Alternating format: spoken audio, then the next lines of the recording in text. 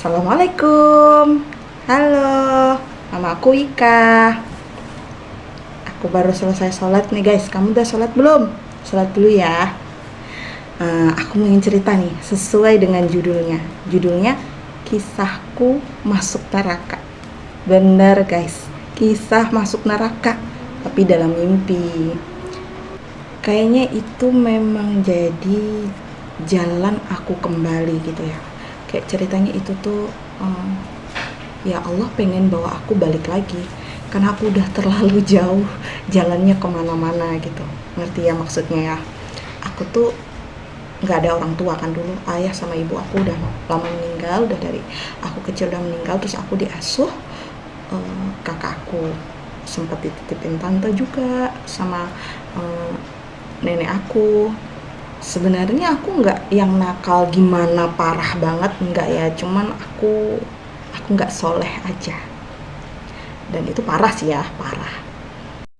Sebenarnya udah banyak pertanda ya yang Allah kasih, tapi aku kayak yang nggak ngeh aja gitu. Yang aku goreng ikan gitu waktu itu malam-malam, terus ikan minyaknya tuh nyiprat di tangan aku gitu. Padahal nggak tahu kenapa seketika tuh aku kayak langsung ingat neraka gitu loh guys. Ya ampun, ini baru ikan yang digoreng, gimana kalau aku nanti kayak gitu, kalau aku nggak tobat-tobat juga kayak gitu kan. Terus dan banyak tanda-tanda lainnya, tapi aku ya ignore aja gitu, kayak ya udahlah ya kayak gitu. Terus suatu ketika nih aku mimpi aku masuk neraka. Itu dia yang mau aku ceritakan dari tadi. Jadi ceritanya aku tuh lagi di kayak pengadilan gitu loh ya, kayak yang akan masuk surga dan yang akan masuk neraka gitu. Jadi tinggal berdua nih, kamu tahu siapa? Aku sama kakak aku, namanya Mbak Sita. Tinggal berdua itu manusia di bumi ini yang belum diadili. Jadi tinggal aku dan dia. Jadi kayak kami tuh kayak sebenarnya aku takut juga sih guys. Yang pertama aku nggak mau masuk neraka dong, jelas ya kan, aku pengen pergi ke surga. Tapi malaikat tuh bilang hanya satu di antara kita yang masuk surga dan yang satunya masuk neraka. Di satu sisi aku nggak mau dong kalau aku yang masuk neraka, tapi di sisi lain aku juga kasihan kalau kakakku yang aku sayangi ini yang masuk ke neraka. Di situ kayak lama banget nungguin, nggak tau lah huru hara apa gitu. Jadi kakak aku tuh udah nangis gitu. Mbak Sita tuh kayak di situ aku lihat dia tuh nangis gitu. Malah justru aku yang tenang. Aku ya takut tapi kayak ya tenang gitu loh. Dan keputusannya dia masuk surga sedangkan aku masuk neraka. Aku kayak langsung bengong. Aku nggak teriak, nggak nangis, nggak meronta, nggak. Aku cuma bengong kayak orang kepedean gitu loh. Terus tahu-tahu nggak terjadi. Jadi kayak cuma bengong. Dan kakak aku udah diantar malaikat pergi ke surga. Di tengah otomatis kan aku dibawa ke neraka dong ya. Aku di tengah, aku diseret, ditarik pergi ke neraka. Aku nanya dong sama malaikat, tunggu sebentar, aku mau tanya. Aku bilang kayak gitu. Aku bilang, kenapa dia yang masuk surga? Kenapa kakak aku yang masuk surga? Kenapa bukan aku? Kami sholat sama aja, belang kambingan, jilbab juga on off sama. Kenapa dia masuk surga sedangkan aku masuk neraka? Dan malaikatnya jawab, karena dia patuh sama suaminya, gak kayak kamu durhaka. Kayak disambar petir, aku rasanya astagfirullahaladzim gitu ya, bener-bener mencengangkan banget nih. Akhirnya aku bangun dari mimpi itu. Di dalam mimpi aku nggak nangis, bangun dari mimpi aku nangis gitu. Kebetulan suami aku lagi di luar kota kerjanya, jadi aku cuma sama anak-anak. Bangun tidur aku langsung telepon suami aku nangis dan minta maaf sama dia. Suamiku mungkin kayak heran gitu, kenapa nih orang telepon nangis gitu ya. Aku bilang aku minta maaf karena aku bla bla bla kayak gitulah. Pokoknya ya kan jadi nangis deh. Nah di situ akhirnya aku minta maaf sama suami aku. Terus aku bilang ya pokoknya aku berjanji aku nggak akan ngulangi lagi kayak gitu. Kayak selalu mendebat dia gitu. aku sekarang kalau aku kayak waktu itu aku bilang ada apa-apa sekarang aku ya udahlah iya aja, nurut aja kayak gitu waktu itu. Kalau sekarang ternyata banyak penyesuaian, guys, nggak bisa kita nurut mulu sama suami. Memang suami itu harus dikasih tahu sambil ngelirik suaminya, dikasih tahu yang lebih sesuai sama kita lah ya, bukan membangkang sih, hanya memberitahu yang lebih sesuai sama kita aja gitu. Akhirnya di situ aku memutuskan tuh, ya ini waktunya aku kembali.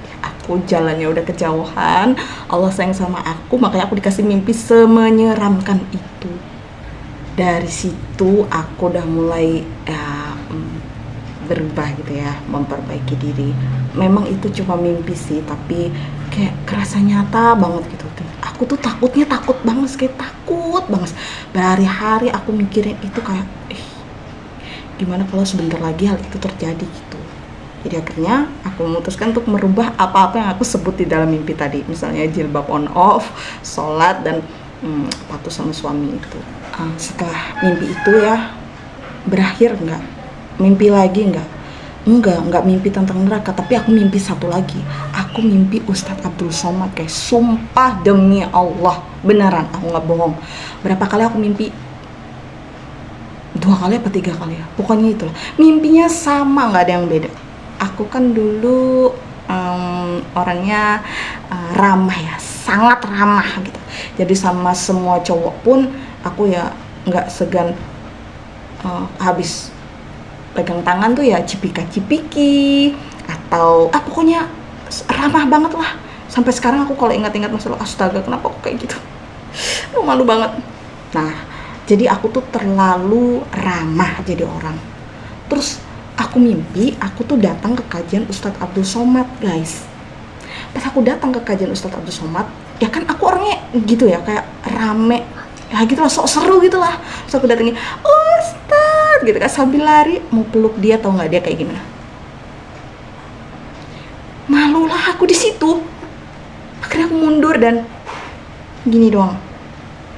Terjadi lagi kebesokannya dan besoknya mimpi lagi. Akhirnya aku kayak ngertiin, oke lah, kayaknya ini memang pertanda lagi dari Allah kalau aku nggak boleh segitu gampangnya ke cowok-cowok yang bukan mahram aku gitu loh, guys. Ngerti kan maksudnya? Jadi pelan-pelan tuh kayak membatasi diri. Yang paling aneh ini waktu lebaran, pertama kali aku ngikutin hal itu. Pertama kali aku menerapkan hal itu. Ngerti nggak? Iya, pertama kali aku kayak gitu. Aku nggak mau bersentuhan dengan yang bukan mahram ya. Itu waktu lebaran tuh.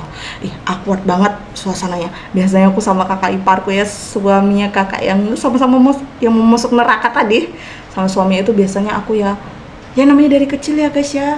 Dia nikah, aku masih sekolah, aku udah tinggal sama dia ya kayak adik sendiri gitu.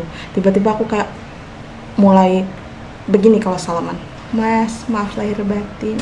Itu tuh bener-bener aneh. Jangankan dia ya, aku aja ngerasain, mungkin dia apalagi kenapa nih orang kayak gitu ya. Cuma alhamdulillah tambah lama semuanya jadi kayak gitu. Malah